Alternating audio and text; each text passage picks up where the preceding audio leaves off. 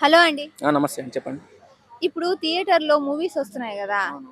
థియేటర్‌లోకి మూవీస్ వచ్చిన ఒక 4 వారాలకంతా మళ్ళీ ఓటీటీలోకొచ్చేస్తున్నాయి. ఓకే. కానీ ఇప్పుడు సినీ పరిశ్రమ కొత్త పద్ధతిని పెట్టింది. ఏంటి? అంటే థియేటర్‌లోకొచ్చిన మూవీ ఇప్పుడు 2 నెలల తర్వాత ఓటీటీలోకొస్తది. ఆహా!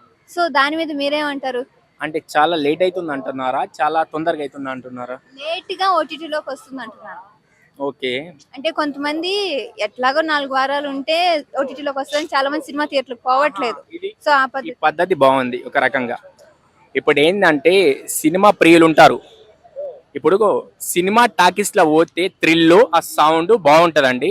చాలా మంది ఇప్పుడు 2 టైమ్స్, 5 టైమ్స్ ఎళ్ళమంటలే సినిమా థియేటర్‌కి. ఒకటేసారి ఎళ్ళండి. కాకపోతే తొందర పడకండి. ఫస్ట్ రిలీజింగ్ రోజే ఎళ్తా సినిమాకు.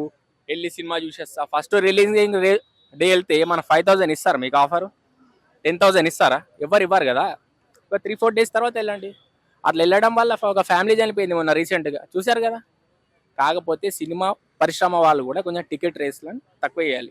తక్కువ చేసి ఒక స్నాక్స్ అన్న సంథింగ్. చాలా మంది పూర్ వాళ్ళు ఏం చేస్తారంటే పెద్ద థియేటర్‌లకి వెళ్ళి ఒక ఎంటర్‌టైన్‌మెంట్ కోసం చూస్తారు సినిమా. అన్ని చాలా టూ మచ్ రేట్లు ఉంటే ఎవరికైనా ఇబ్బంది ఉంటాయి కదండీ!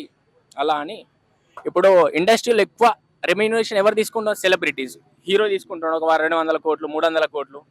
చిన్న ఆర్టిస్టులకైతే చాలా చాలా తక్కువ అమౌంట్. ఆ అమౌంట్ ఏదో కొంచెం తక్కువ తీసుకుంటే బాగుంటది.